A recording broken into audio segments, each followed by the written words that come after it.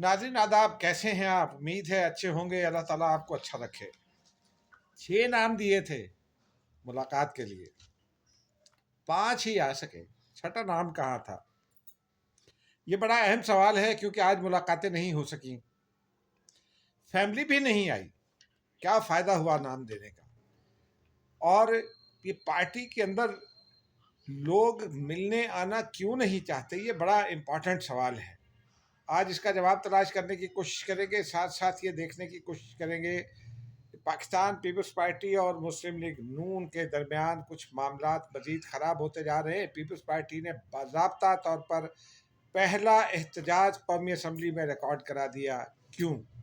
और तहरीक इंसाफ उस इशू पर क्या करती रही, नून लीग क्या करती रही, ये भी देखेंगे। फिर ये देखेंगे ज़रा कि आलमी सतह पर कोल्ड वॉर का ज़माना वापस आ गया। इस पे तफसील से बात करेंगे। अब नाज़रीन आते हैं ज़रा जो हमने बात की अडयाला जेल के हवाले से। 2 रोज़ पहले आपको पता है वो एक यूँ समझिए कि वो चाय की प्याली में तूफ़ान बपा किया था 2 रोज़ कबल। पीटीआई ने कुछ 40 लोगों ने बहुत शदीद किस्म का एहतजाज किया था।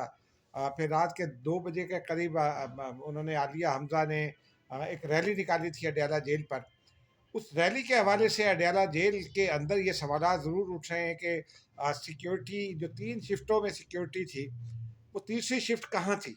क्योंकि उस वक्त सबको पता था कि आलिया हमज़ा वो करीब में मौजूद जो शादी हॉल है जहाँ मुज़ाकरात हुए थे वहाँ मौजूद रहीं। मलिक अहमद बचर वहाँ मौजूद थे। तो फिर सिक्योरिटी लैप्स कैसे हुआ, वो रैली कैसे निकल गई? ये बड़ा एक नुक्ता ऐसा है जिस पर कुछ कंसर्न पाया जाता है, इसलिए कि ये अगर वो लोग आ जाते अडयाला जेल की जानिब तो एक नया सीन क्रिएट हो जाना था। तो ये बड़ा जो है वो इस पर अस्तराब पाया जा रहा है अडयाला जेल के की सिक्योरिटी के जो जिम्मेदारान हैं उनमें। और देख देख रहे हैं कि क्या हो रहा है।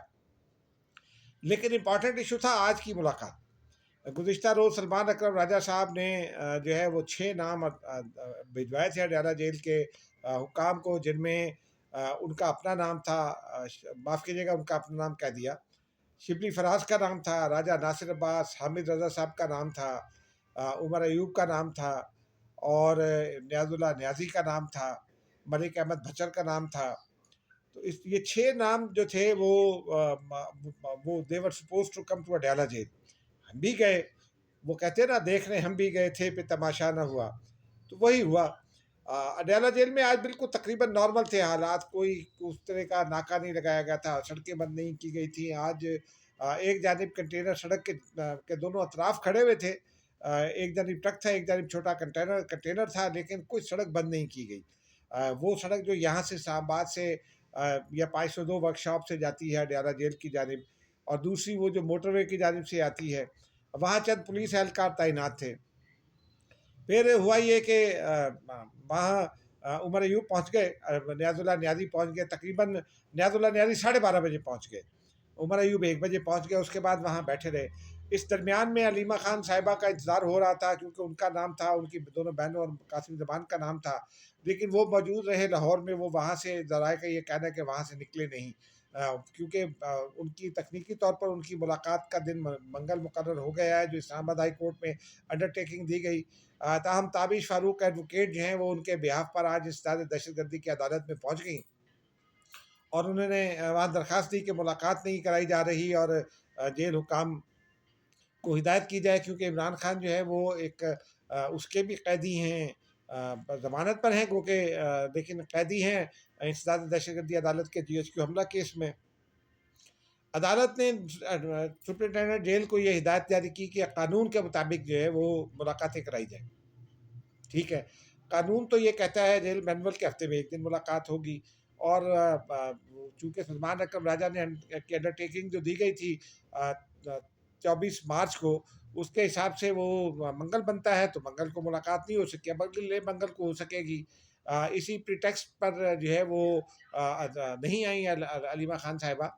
हाँ, राजा नासिर अब्बास आए, हामिद रज़ा आए, उनको पुलिस ने गोरखपुर का जो जहाँ एक उन्होंने नाका सा लगा रखा था, ऐसे ही खड़े हुए थे, वहाँ उन्होंने उन्हें रोक लिया, उनको नहीं जाने दिया।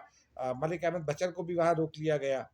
अच्छा, मज़े की बात ये बताऊँ कि आज मैंने पता किया वहाँ मकामी लोगों से कि वो जो शादी हाल जहाँ मुज़ाकरात हुए थे वो किनका है।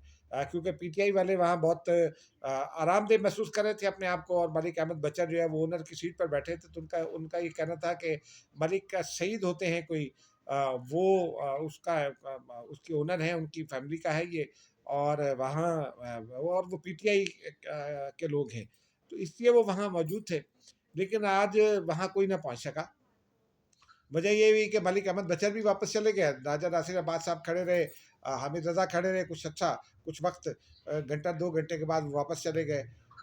गौहर उमर अयूब ने कमाल किया, उन्होंने तक 4 बजे जब मुलाकात का वक्त ख़त्म हुआ तो उस वक्त उन्होंने पहले तो एक दरख्वास्त दी, वो जो थी अहकामात जो थे अडयाला जेल काम के लिए, ताबिश फारूक वो अहकामात लेकर आई थी, अदालती अहकामात, लेकिन वो अदालती अमले ने उसको माफ़ कीजिएगा गेट नंबर 5 पर तैनात अमले ने उसको कबूल करने से इनकार किया। तो उन्होंने वो एक ख़त लिख दिया सुप्रिंटेंडेंट अडयाला जेल को, और दरख्वास्त के अंदाज में ख़त लिखा to the superintendent Adiala jail जो है वो से उन्होंने एड्रेस शुरू किया उनको, और उनको उन्होंने बताया कि जनाब वो आप हमें लगता है कि आपकी हिदायत है और आप जो है अदालती अहकामात की खिलाफ वर्जी के मुर्तकिब हो रहे हैं, क्योंकि वो जो अहकामात थे मुलाकात के वो हम वसूल कराना चाहते थे। वहाँ मौजूद एक असिस्टेंट सुप्रिंटेंडेंट, वो बेचारे 2 फूल के हैं, इमरान रियाज़ उनका नाम है, बड़ा नौजवान है, बड़ा अच्छा हँसमुख नौजवान है। और वहाँ गेट पर एक है ज़ुबैर, मोहम्मद ज़ुबैर, वो मुहर्रिर हैं, गेट के मुहर्रिर हैं, गेट 5 के। अच्छा, वो भी हँसी मज़ाक करते रहते हैं, तमाम पीटीआई कायदा से हँसी मज़ाक करते हैं। कल शाहिद खटक ने उनके लिए ट्वीट किया कि वो एक मुहर्रिर है ज़ुबैर, वो सारी पीटीआई को जो है ना वो बांध के रखते हैं, मिलने नहीं देते, यानी वो पीटीआई को आगे लगाए रखते हैं। बहरहाल उन्होंने कहा उन्होंने वसूल करने से इनकार कर दिया। 2 कांस्टेबल्स के नाम लिखे, एक आफ्ताब और एक वसीम, कि वो वहाँ मौजूद थे और उनकी मौजूदगी में ये नहीं किएगा और ये सारा तौहीन अदालत है, मैं आपको अदालत में लेकर जाऊँगा। ये धमकी दी, और उसके बाद हम उन्होंने कहा कि मैं मीडिया टॉक के लिए आ रहा हूँ। फिर वो दूसरी जानिब गोरखपुर की जानिब रवाना हो गए, और वहाँ उन्होंने गोरखपुर नाके पर बैठकर, एक होटल है वहाँ चाय का, वहाँ बैठकर उन्होंने एक अदालत लगाई, और जज के अंदाज में उन्होंने फ़ॉलो किया सब पुलिस एहलकारों को। वहाँ जो है वो 2 एसएचओ मौजूद थे, 2 थानों के, एक चक्री और एक चौतरा, लेकिन उनमें से एक को उन्होंने हाज़िर किया, और उनको तमाम एहलकारों को जिनकी तादाद 21 थी, उनके उन्होंने नाम नोट किया, और उनको उन्होंने बताया कि मैं आपको सज़ाएँ दूँगा, मैं आपको यूँ करूँगा। फिर आखिर में उन्होंने कहा कि आपको ये भुगतना पड़ेगा, मैं आपके खिलाफ अदालत में जाऊँगा। ये कहकर वो भी अपनी गाड़ी में सवार हुए और चल दिए। तो ये तफ़सील रही आज की, लेकिन एक दिलचस्प बात ये है कि शिबली फराज तशरीफ़ ना लाए। यानी वो जो 6 नाम थे उनमें 5 नाम जो है वो आए, छठा नाम ही नहीं आया। तो मैंने पार्टी के कुछ लोगों से पूछा कि इशू क्या है? वो ये कहते हैं कि पार्टी के लोग भी अब इसलिए अवॉइड कर रहे हैं कि उनको ये अंदाज़ा है कि कहीं और मज़ीद अब गर्मी शुरू हो गई है, तो कोई एहतजाज की कॉल ना दे दी जाए। ये बुनियादी बात है। बहरहाल एहतजाज से डर गई पीटीआई। ये लगता है क्योंकि आलिया हमज़ा भी आज तशरीफ़ नहीं लाई, और उनका नाम भी नहीं था, आज की फ़हरिस्त में उनका नाम भी नहीं था, और इसलिए वो आज नहीं आई। देखते हैं आगे चलकर क्या होता है। अब आते हैं नाज़रीन ज़रा दूसरे इशू की जानिब। आज कौमी असम्बली में पाकिस्तान पीपल्स पार्टी और ने एहतजाज किया। सिंध में नहरों का मामला है, और शादिया मरी ने बाद में ये बताया, ऐलान किया, बाकायदा एक एलामिया जारी किया। उन्होंने कहा कि आज हम सिंध के नहरों के हवाले से बात करना चाहते थे, एजेंडे पर लाने का हमसे वादा किया गया था, लेकिन एजेंडे पर नहीं लाया गया, और हमने इस पर एहतजाज रिकॉर्ड कराया। लेकिन दिलचस्प बात यह है कि पीटीआई जिसने सिंध में एक तुबार बांध रखा है एहतजाज का नहरों के मामले पर, वो अलीम आदिल शेख हर जो कौम परस्त एहतजाज होता है उसमें जाते हैं तकरीर फरमाने। लेकिन जब अमली बारी आई कौमी असम्बली में ये मामला उठाने की, तो पीटीआई बकौल शादिया मरी, पीटीआई के लोग जो है वो फ्रिवलेस मामला पर एहतजाज करते रहे, आए माए इधर उधर की बातें करते रहे, कभी खड़े होते रहे, कभी रुकता एतराज़ मांगने, लेकिन जो अवाम का संजीदा मामला है, सिंध के अवाम का, बकौल शादिया मरी, उसके ऊपर वो नहीं आए। यानी अब ये 3 कुव्वतें अलग अलग हैं कौमी असम्बली में।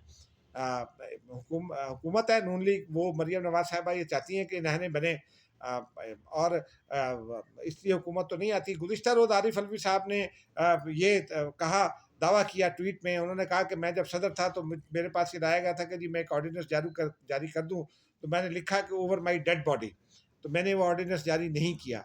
लेकिन उनके ज़माने में उनके वज़ीर आज़म थे इमरान खान, जिनकी उन्होंने गैर कानूनी तौर पर असेंबली तोड़ दी थी। वो उन्होंने तो एक नहर का इफ्तिताह भी कर दिया था, उसी उन्हीं 6 नहरों में से एक का।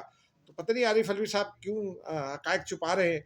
बहरहाल आज इस पर ये भी मामला रहा। अब देखते हैं अगले दिनों में ये मामला क्या रुख इख्तियार करता है, क्योंकि बिलावल भुट्टो ज़रदारी मुल्क में नहीं है और आसिफ अली ज़रदारी साहिब फ़राश हैं। अभी तक वो मुकम्मल रिकवर नहीं हुए। 20 तारीख तक उनके इस्लामाबाद आने के इम्कानात हैं। 20 तारीख तक का की इंटीमेशन है हमें, और सिक्योरिटी ज़राए से ये पता चला। लेकिन बहरहाल देखते हैं कि अब क्या होता है इस पर आगे। अब आते हैं नाज़रीन ज़रा आलमी मंजरनामे की जानिब। चीन ने गुज़िश्ता रोज़ 84% टैरिफ आयद करने का ऐलान कर दिया था अमरीका पर। अमरीका ने रद्द अमल में 125% आयद कर दिया। अब और ये अमेरिका और चीन के दरमियान जो है ना बढ़ता चला जा रहा, जिसको कहते हैं इख्तलाफ। बाकी जो ममालिक के खिलाफ, जिनमें पाकिस्तान भी शामिल है, वो 3 माह के लिए उन्होंने अपना फैसला मुअत्तल कर दिया सदर ट्रंप ने। और उन्होंने कहा है कि इस पर रीशेड्यूल करेंगे, इसको बातचीत इस पर करेंगे मुख्तलिफ मुल्कों के साथ। इसराइल के लिए उनका ये कहना था कि हम इसको कम करने की कोशिश करेंगे, क्योंकि नेतन्याहू ने यकीन दिला दिया कि वो अमरीकी नुकसान को पूरा करने की कोशिश करेंगे। तो यानी वो ये समझते हैं कि वही अमेरिका को अजीम तर बनाएंगे। देखते हैं कितना अजीम तर बनाते हैं। लेकिन कोल्ड वॉर का ज़माना जब 70s में हम छोटे थे, अखबारात पढ़ा करते थे, तो उस वक्त हमें बताया जाता था कि रूस जो है वो इश्तराकी मुल्क है, और बड़ा ज़बरदस्त है। अमेरिका और रूस के दरमियान एक सर्द जंग चला करती थी। अब वो सर्द जंग चीन और अमेरिका के दरमियान शुरू होगी। ज़माना कोल्ड वॉर का लौट आया है, लेकिन वो चल रही है, क्योंकि चीन जो है वो टेक्नोलॉजी में अमेरिका के मुकाबले पर है तकरीबन। चीनी टेक्नोलॉजी कितनी जो है वो ज़बरदस्त है, ये अमरीकी बहुत सारी कहानियाँ बयान करते हैं, लेकिन टिकटॉक उनका है। और इस तरह की बहुत सारी जो हैं वो चीज़ें उन्होंने ऐप्स जो है वो तारीफ़ करा दी हैं। बहरहाल चीन जो है वो डिटरमिन्ड है वो अमेरिका के मुकाबले के लिए, और चीन ने भी कोई रद्द-ए-अमल नहीं दिया। उन्होंने बस 84% कर दिया, अमेरिका ने 25% कर दिया। देखते हैं इस कोल्ड वॉर का दुनिया को क्या नुकसान होता है या क्या फ़ायदा होता है। ये अगले कुछ दिनों में अनफोल्ड हो सकेंगी चीज़ें, क्योंकि अमेरिका जो है वो अपनी फैक्ट्रियाँ ले जाना चाहता है। ये जो है आईफ़ोन, उसकी फैक्ट्री जो अभी इंडिया में प्रोडक्शन शुरू हुई थी, तो वो सुना है महँगा हो रहा है फ़ोन, उसको रिलोकेट करना चाहता है अमेरिका वहाँ अमेरिका में। चीन में जो है वो आईफ़ोन जो बनता है वो सस्ता है, अमेरिका में जो आईफ़ोन बनेगा वो महँगा है। खुद अब तक के लिए इतना ही, इजाज़त दीजिए। खुदा हाफ़िज़।